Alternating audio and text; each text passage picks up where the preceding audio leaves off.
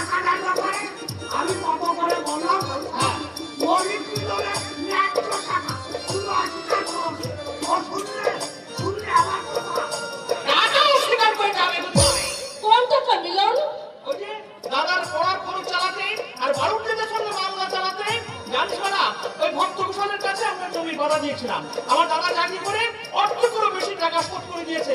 আর হারামির বাচ্চা বলছে একটা পয়সা পাইনি। সারা টাকা পেয়েছি কিনা আমি দেখে দেবো। আমার নাম সারা মিলন। একদিন রাতে সারা বাড়ি বাড়ি খেয়ে সারা যাবে এই দেখো বাবাজি, দেখো ওই আক্রোশের কিছু অংশ যেন আমার ভাগে না হয়। কারণ জানো তো আমি 87 মানুষ। হ্যাঁ হ্যাঁ, আপনার কথা শুনেই মনে হচ্ছে আপনি খুব সাদাসিধে মানুষ। বুঝে তো বাবাজি, তা বুঝবে বই কি, তুমি শিক্ষিতা বুদ্ধিমতী, বুঝবে মানব বুঝবে। এগি এতে জয়ডাক হলো কেটে কেটে কেটে তাকো তাকো কেটে কেটে তাকো কেটে কেটে কেটে গুলো বুঝি বাজনার বল সংগ্রহ করতে আসা হয়। কথাটা একটু আপত্তিকর ধরনের হলো না বাবাজি? মোটেই না, আপনার স্বভাব তো হাম আচ্ছা করে জানতে পারতে হয়। হিয়া কামাটি হুয়া আর হুয়া কামাটি হুয়া, এই করেই তো আপনার স্বভাব। এই করাই আমার স্বভাব। এই 87 মানুষটার নামে এত বড় একটা বদনাম দিলে পাবে? দেবে, এটা তোমাদের দোষ নয়, এটা যুগের দোষ। সরলতার যুগ আর নেই। আমি সরলভাবে বলি।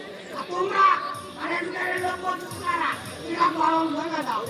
হরি হে দীনবন্ধু, মানুষের মনের বিশ্বাস কোথায় ছড়ালে প্রভু? আসি বাবা।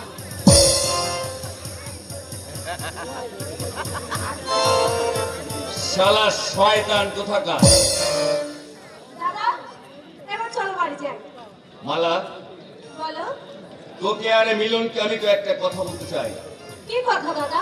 আজ কদিন ধরে আমি বলবো ভাবছি, কিন্তু তোদের মুখের দিকে চেয়ে আমি বলতে পারি না। দাদা, সে কথা শুনলে তোরা ধৈর্য রাখতে পারবি? পারবো দাদা, তুমি বলো, আমি সব কথা সহ্য করতে পারবো। আমি সাহস পাচ্ছি না তোদের ছিন্ন ভিন্ন করে ফেলতে। বিরাট একটা ঝড় আসছে। ওর ঘর? কিসের ঝড় দাদা? বাবা তোর না না, সে কথা আমি বলতে পারবো না। সে কথা শুনলে তোরা পাগল হয়ে যাবি, হয়তো ধৈর্য হারিয়ে আত্মহত্যা করবি। বলো দাদা, বলো, সে কি এমন কথা, আমি শুনবো। না না, সে কথা আমি বলতে পারবো না। ওরে পারবো না আমি তোদের বিরহ কাতরেই মুখ দুটো সইতে। দাদা, আয় আয়, চল বাড়ি ফিরে চল। চলো।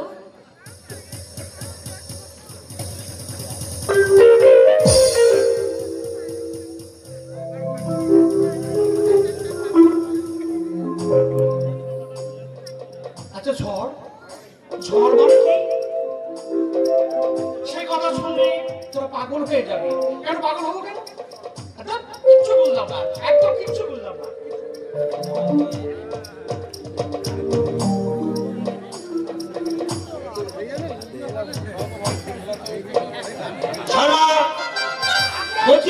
ছেলেটিকে কেমন দেখবে? কোন ছেলেটি? শঙ্কর, এতক্ষণ যার সঙ্গে তুমি গল্প করছো, কি বুঝলে ছেলেটি কেমন? চমৎকার। ওকে জামাই করবো ভাবছি। আর ভালো হবে, খুব ভালো হবে। তবে প্রত্যেকে বাগানের কুকুরকে বসায়। বিপ্লবের ছেলেবেলার বন্ধু। বিপ্লব মামার বাড়িতে থেকে কলকাতা যে স্কুলে পড়তো, সেটাও সেই স্কুলে পড়তো। ও, নিজস্ব দুখানা বাড়ি আছে কলকাতা। হ্যাঁ, হঠাৎ স্টেশনে বিপ্লবের সঙ্গে দেখা হতেই হাত ধরে বাড়ি নিয়ে এসেছে। আর এটাই বলে প্রজাপতির খেলা। ভালোই হলো। তবে সত্যি কথা বলতে কি কুকুরকে বসায়? হ্যাঁ। এই মালা আর মিলনের মেলামেশা নিয়ে গায়ের মধ্যে যা বিচ্ছিরি আলোচনা হচ্ছে, শুধু আপনার ভয় কেউ কিছু বলতে পারে না। বিক্রি আলোচনা যারা করেন তাদের মনটাই কদর্যতা ভরা। মালা আমার মেয়ে, আমার মেয়ের ভালো মন্দ অন্য কারো বুঝতে যাওয়ার না। তাছাড়া মিলন মালার ভালোবাসার মধ্যে এতটুকু নোংরা নেই। ছোটবেলা থেকে ওরা যেভাবে যে মন নিয়ে মেলামেশা করে আসছে, আজও তার মধ্যে কোনো ব্যতিক্রম ঘটেনি। দেখুন, কথাটা আমি কি বিশ্বাস করতে পারবো না। কেন? সেদিন সন্ধ্যাবেলায় আম বাগানে গিয়ে যা দেখলাম, ছি। অবশ্য মালা মায়ের কি বলবো, যত নষ্টের গুণা ওই বোকাটা লেখাপড়া তো শিখলো না, 3 লাখ গাড়ি বাদ কিনবে আর বাজার ছেলেটার সাথে আটকা নিয়ে সেসব কথা থাক। সন্ধ্যাবেলায় আমবাগানে তুমি কে দেখেছো তাই বলো। তা শুনতে যখন চাইছেন তখন নিশ্চয়ই বলবো। তবে জানেন তো আমি সাদা শীতে মানুষ, আমি কারো সাথেও নেই কাছেও নেই। ওই মিলন ছুড়া যদি জানতে পারে তাহলে আমাকে রক্ষে রাখবে না। বোঝেন তো, দুশ্চরিত্রের পক্ষে সবই সম্ভব। আমি যা জানতে চাই সেটাই উত্তর দাও। হ্যাঁ বলো। হ্যাঁ, আপনি যখন শুনতে চাইছেন নিশ্চয়ই বলছি। হ্যাঁ বলো। সেদিন সন্ধ্যেবেলায় আম বাগানে গিয়ে দেখি মালা মা বসে আছে। আর আমাদের কেষ্ট হঠাৎ নিল মালার কোলে মাথা রেখে বাঁশি বাজাচ্ছে। তারপর ওরা কি সব বলছে, মালা বলছে তুমি আমার জন্মান্তরের সাথী, মিলন বলছে তুমি আমার বউ, আর তোমাকে নিয়ে আমি ঘর বাঁধবো। আর যা দেখলাম, আর আমি শুনতে চাই না। আমার এতখানি বিশ্বাসের এই প্রতিদান আমি যে কি করবো আমি ফেলে পাচ্ছি না। এর মধ্যে আবার ভাবাভাবি চলে আসে। ভগবান যখন ভালোই একটা পাত্র জুটিয়ে দিয়ে হ্যাঁ। তখন চটপট মালা নাই বিয়ের কাজটা করে। হ্যাঁ, এই মাসের মধ্যে হতভাগীকে বিদায় করবো। সারবাম, সময় তো খুব কম, তাই বলছিলাম তুমি কি আমাকে একটু সাহায্য করতে পারবে? এ কথা বলতে হবে কেন? আপনি কি আমার পর আর মালা তো আমার নিজের মেয়ের মতো।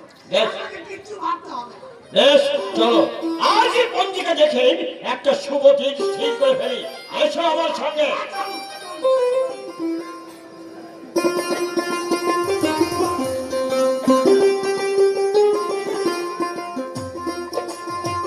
দাদা, দাদা, আশ্চর্য মানুষ। মেয়েদের তুমি হার মানিয়ে দিলে। বলে যাবো কখন? সময় হয়ে গেছে।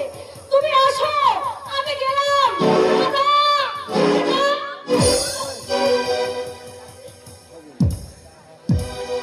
কি? আপনি এত ব্যস্ত হয়ে কোথায় যাচ্ছ মালা? স্কুলে এমন অসময় স্কুলে? রিহার্সাল আছে, আর ছাড়ুন। না, না কেন? রেস্টার আমারও আছে। আমি রেস্টারে এসেছি। রিহার্সাল? হ্যাঁ, তোমার সঙ্গে আমার ভবিষ্যতে মিলামিশা করতে। তার মানে? মানে তুমি কিছু শোনোই বোধ হয় মনে হচ্ছে। মানে আপনার মানে শোনবার সময় আমার নেই। তুমি বিপ্লবের বোন, তাই তোমার কাছ থেকে আমি এমন ব্যবহার আশা করিনি মালা।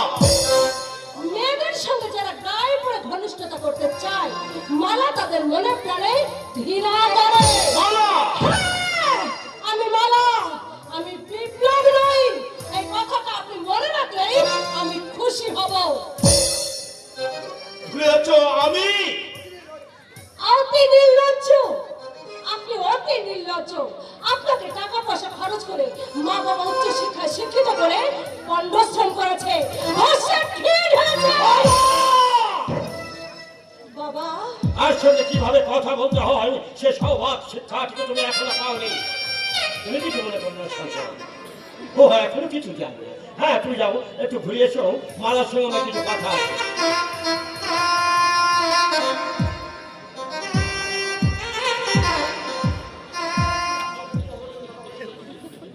শঙ্করকে তুই অপমান করে কথা বলেছিস।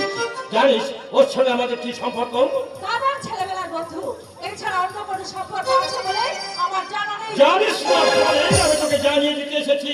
অল্প কিছুদিনের মধ্যে ওই শঙ্করের সঙ্গে আমাদের একটা মধুর সম্পর্ক গড়ে উঠবে। তাই আমি চাই ওর সঙ্গে তুই সহজভাবে প্রাণ খোলা মেলামেশা কর।